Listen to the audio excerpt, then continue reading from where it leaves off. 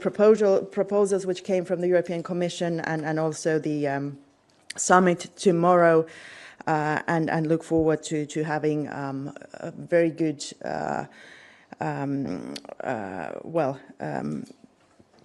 solutions to this issue. And the main issue is, of course, that we are able to come up with a strong package, not just towards ramping up our defense and deterrence in Europe, as Europe, but also to the aid of Ukraine in this challenging time. Of course, the most pressing issue is now the upcoming peace negotiations. And there are two things I want to leave you with. The Finnish position is very clear. Well, first of all, no aggression should be rewarded.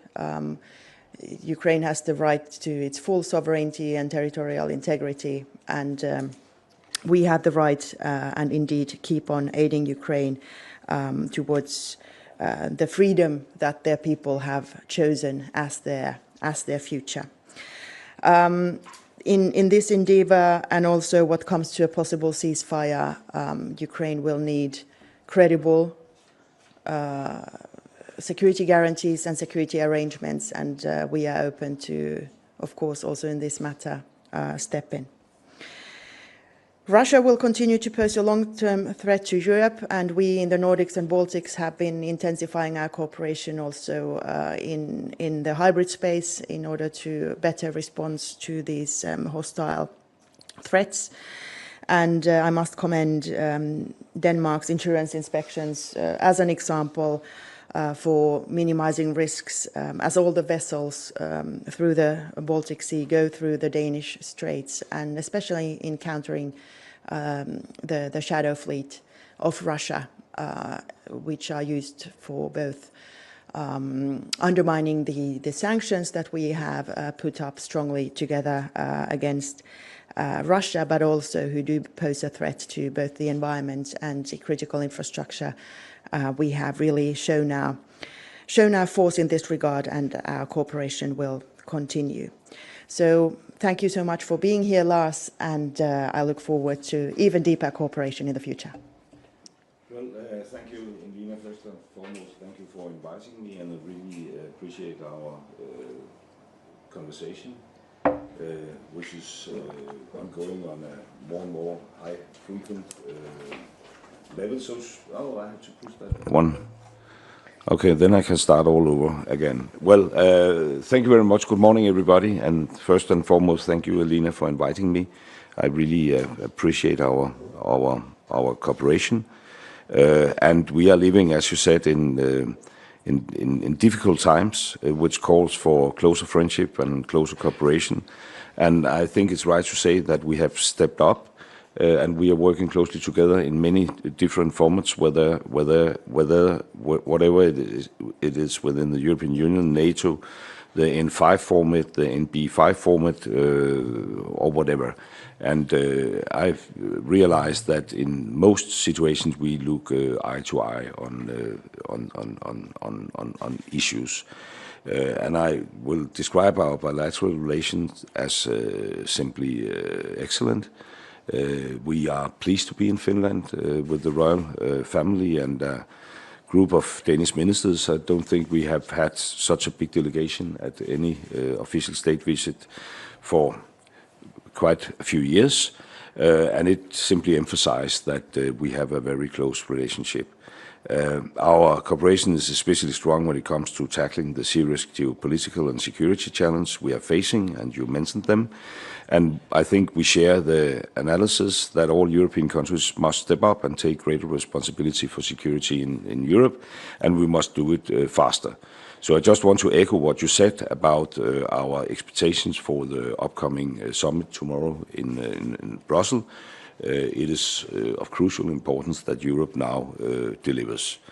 Russia keeps testing our resolve, our ability to deter and defend, for example, with hybrid threats, as you mentioned. The Russian shadow fleet is also a significant challenge that fuels Russia's war in Ukraine. So cooperation is important, and the recent Helsinki summit on critical subsea infrastructure is a clear example of strong Finnish leadership. When it comes to Ukraine, we see eye to eye on that, and I very much agree that no aggression should be rewarded, as you stated it. And therefore we need more European countries to do more and to do it faster. More countries around Europe must dig deeper into their pockets in order to help Ukraine achieve peace through strength. And therefore we are also ready to soften the European fiscal policy because that is, I think, unfortunately you could argue, a precondition for allowing more European countries to do more and do it faster. And then finally, I would say that we really admire your approach to both civilian and military preparedness, as well as a strong defense. And I'm very happy to be here, to see and learn more from Finland's experience in these fields. And I'm also pleased with the fact that our ministers of defense yesterday signed a memorandum of understanding. So thank you very much, Elina, for inviting me here today. Thank you.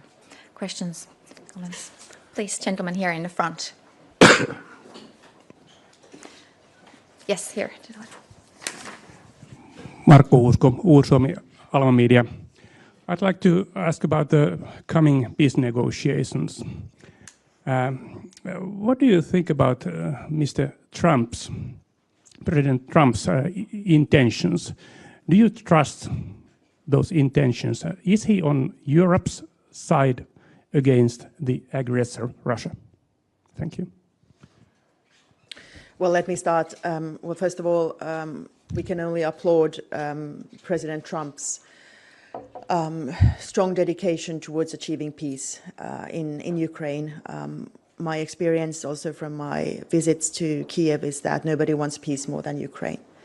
But at the same time, we understand in Europe, and especially I would say us Nordics and Baltics, probably best outside of Ukraine, what a proper peace looks like. And surely peace isn't the same as capitulation or surrender.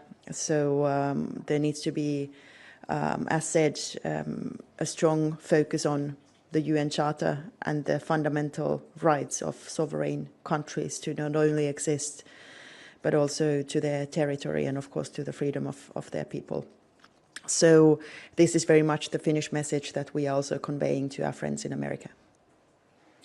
Well, it will be down the same lines. I think everybody wants peace and no one wants it more than Ukraine.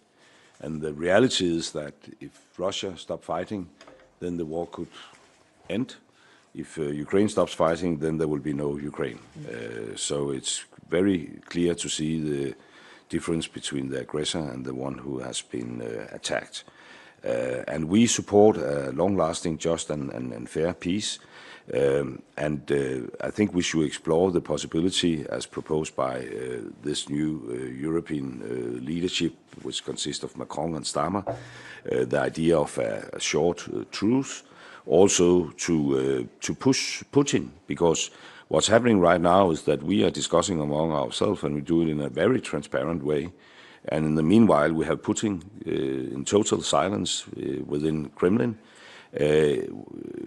The American perspective is that he is ready to negotiate. I don't think we have exactly the same impression. We have to test that. So I think the idea of making a kind of step-by-step solution is an excellent one, which we want to support.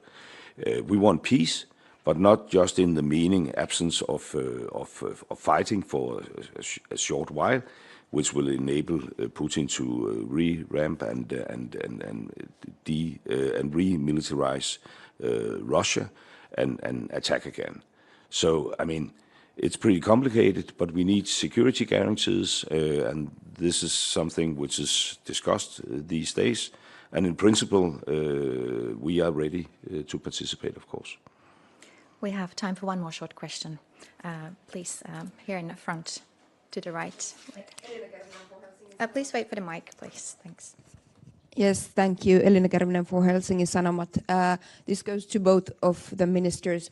President Trump said in his speech to the Congress that he thinks US will get Greenland one way or the other. What is your message to Mr. Trump, and have you had any recent contacts on this theme with the US government? Thank you. Well, first of all, I would like to draw the attention to the fact that he said we respect the Greenlandics' right to self-determination, and that, I think, was the most important part of that speech. And I am very optimistic about what will be a Greenlandic decision about this. They want to loosen their ties to Denmark. We are working on that to have a more equal relationship. But I have no idea that they want to do that in order to become, an integrated part of America. So emphasizing what he did, the right to self-determination, I think was the most important part of the speech. Having said that, in substance, we realize that we have common interests. Greenland, Denmark, US, when it comes to the security in the high north and in the Arctic. And we are ready to work with our American friends on achieving that. But of course, it would be based on the fact that we have a kingdom of Denmark. And then I just want to add very shortly that there is an election going on in Greenland. It will be the 11th of March. And I will be reluctant to say much more about this until we know the result of that election. I think it's important that it's free and fair and without any kind of international intervention. So I think I will limit myself to these remarks. Mm-hmm. And I will limit myself to saying that, of course, Denmark has Finland's full support. And on issues regarding Greenland and Denmark, can nobody decide other than Greenland and Denmark themselves. Thank you very much, ministers. Thank you. Thank you. Thank you so much.